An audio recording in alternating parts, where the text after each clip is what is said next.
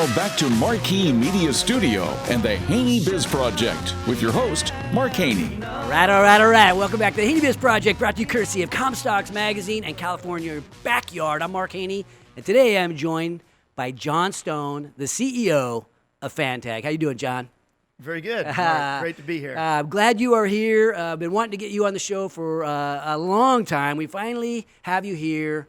I think a lot of people in Sacramento do not know your story yet. If you don't mind, John, could you just give us a little bit of your background, your entrepreneurial story?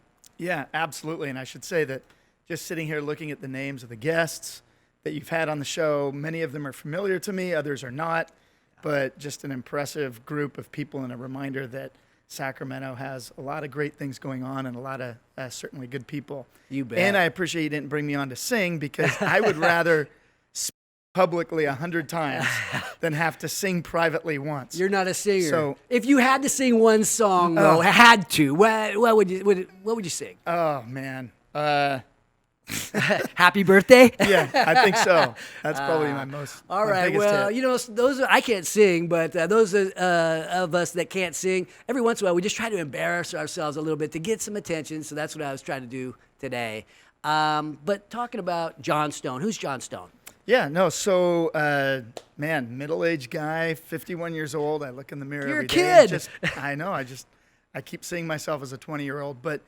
Live in El Dorado Hills. I'm married with 4 boys. That's really who I think of.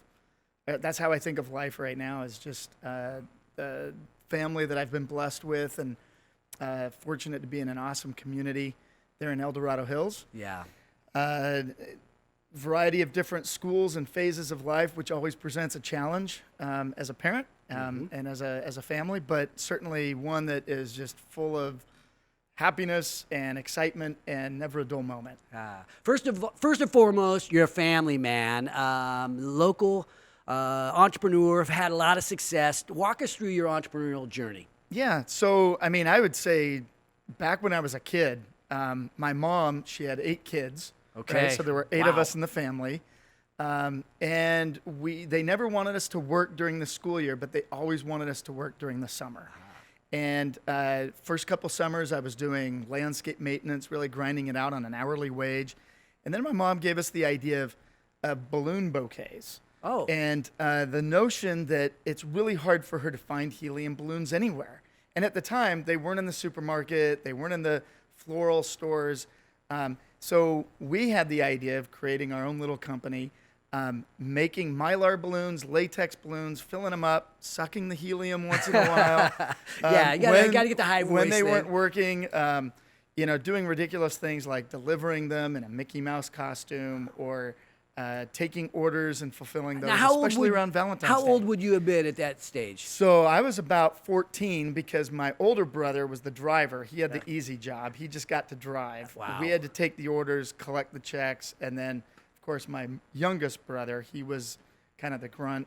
We dressed him up in Mickey Mouse and did the embarrassing thing. So the 3 brothers were business partners. Yeah, that's right. cool. So we did that as a job. Now, I just mentioned that because that's the earliest entrepreneurial experience that I believe that I had. And I just remember the satisfaction of, or the challenge of building a business, thinking through various aspects of it, but also realizing that you weren't on the clock. And so the harder that you worked and the more that you scaled, it gave you the opportunity to really build something beyond just working for your time. Yeah, controlling your own destiny. Yeah, that's right. So I think that's where the seed was planted. I grew up in a real estate family, so my dad was able to attend games and be at school events, and I always appreciated the flexibility that afforded him. He worked as hard as anybody else, but he did it in flexible hours. He was an entrepreneur? Yeah, absolutely. So I'd say, I always knew that I wanted to be in business for myself or just have that flexibility as well as that challenge. And I think it was, around when I graduated from college that I probably had the misconception that education was over and all the money and the fun began. Yeah. And I remember looking at different jobs, and there was one in particular that would have kept me here in California, working with my best buddy, super flexible lifestyle, and one that would have just been really easy and fun. Then I also had one in New York City to go work, be a grunt, a low-level guy, 100 hours a week. And when I was weighing those two opportunities with my father, he said, this one certainly sounds fun, but this is not the time of life when you're 22, 23 to go off and start harvesting. You're still building a foundation. And I remember that advice was a real turning point for me to be able to go off in a direction of one where I learned the value of hard work. I understood that the opportunity of a business can be much bigger than just your neighborhood or your community, and also the work ethic that you get by doing something hard rather than something that was easy certainly left a lasting impression.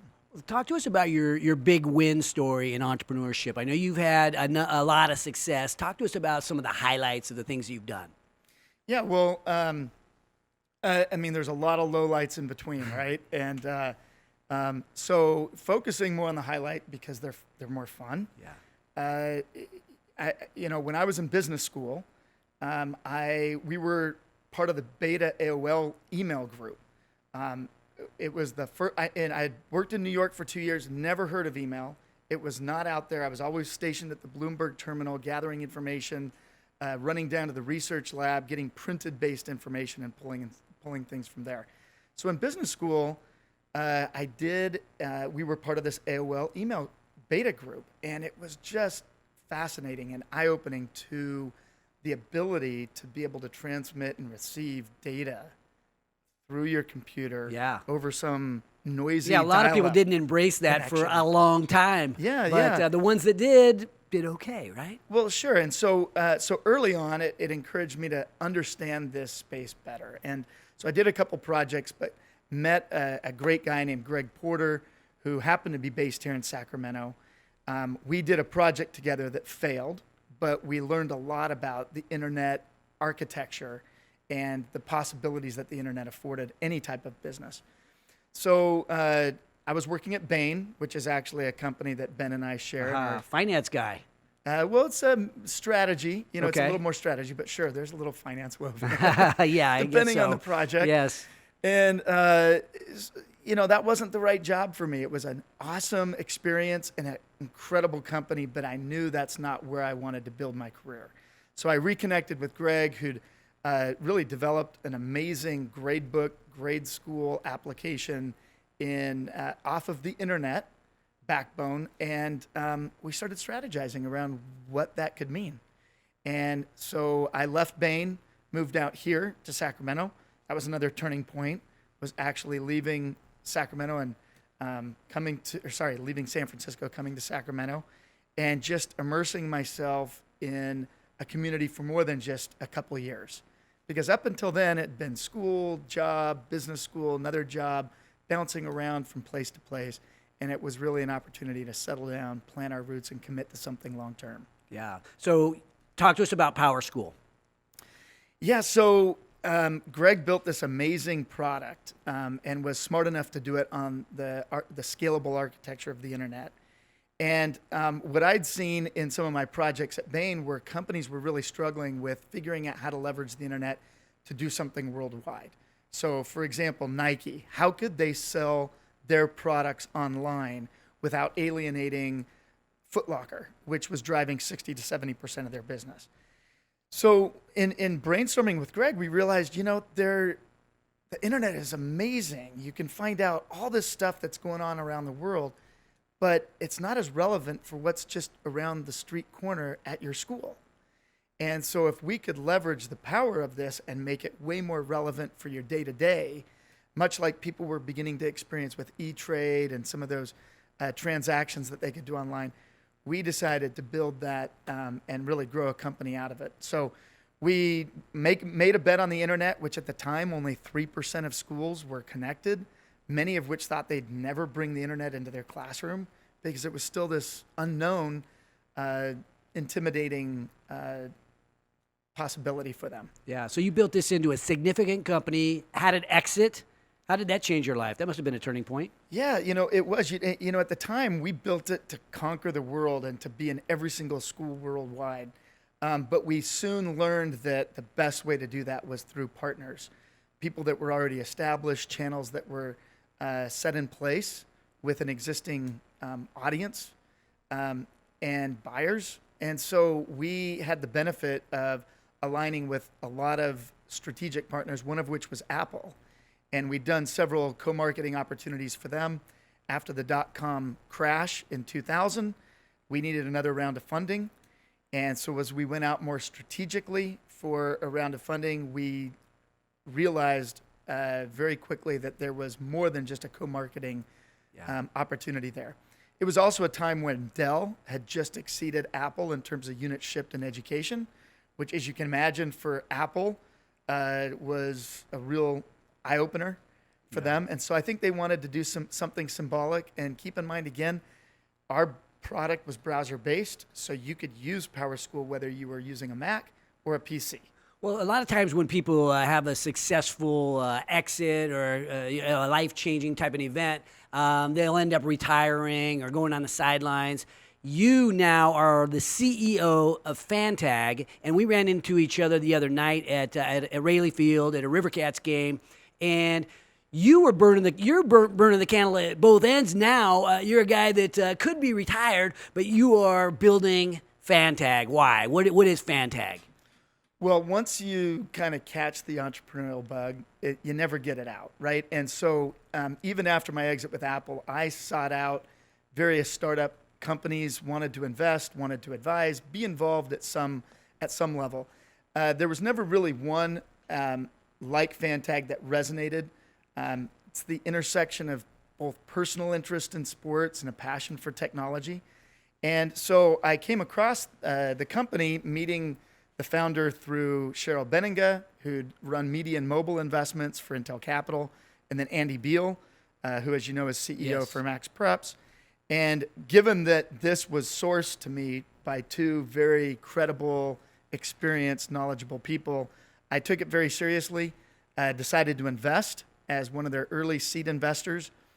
And just in sitting in on a board meeting or facilitating different partner meetings, one of which was with the Republic, and the opportunity to trial this technology as a fan engagement tool or as a social media outreach mechanism for teams of any size and of all types, it really got me excited. So when Brian asked me to join as the CEO last December, it was hard to just sit on the sidelines. What problem are you solving with Fantag?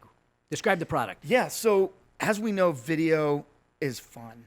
Right? Video is just so fun. It's different. It's a different experience than just reading something in text or even seeing a couple static images. But it's a little bit challenging to necessarily capture, access, and to be able to share. And so that process of trying to track down a highlight of your kid doing something, or wanting to explain what just happened at the Republic game. Oftentimes, if it's just a tweet with some words, or if we ourselves share that experience, just explaining it, it's not the same. Yeah. And eyes light up, and the response that you get from an audience or just one-to-one interaction is different when you can hold up your phone and show them the video. So Fantag is solving the problem of allowing teams, schools, classes, groups, production environments, the ease of access to be able to get those moments instantly to their phone in a shareable form. Okay, and then they're tagged, right? The fan is able to use their camera potentially to videotape the event and tag it a certain way so it's easy to access. Is that right? Yeah, exactly. I mean, really, the Fantag experience could be either capture or consume. Okay. It facilitates the capture so that not only are you capturing it and sharing it and making it instantly available to everybody, but you also can see those highlights come in real time. So in other words, an individual can tag at a play after something happens, and they'll immediately be able to see it from as many angles that captured the action.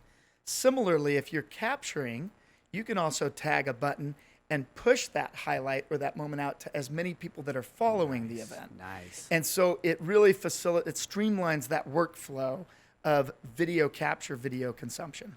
John Stone, we're going to ask you to stick around. We love hearing the story of success, and now you can't quite shut it off. We want to hear more of the story. But coming up after the break, we're going to meet Ben Gumpert. He is the COO of the Sac Republic FC.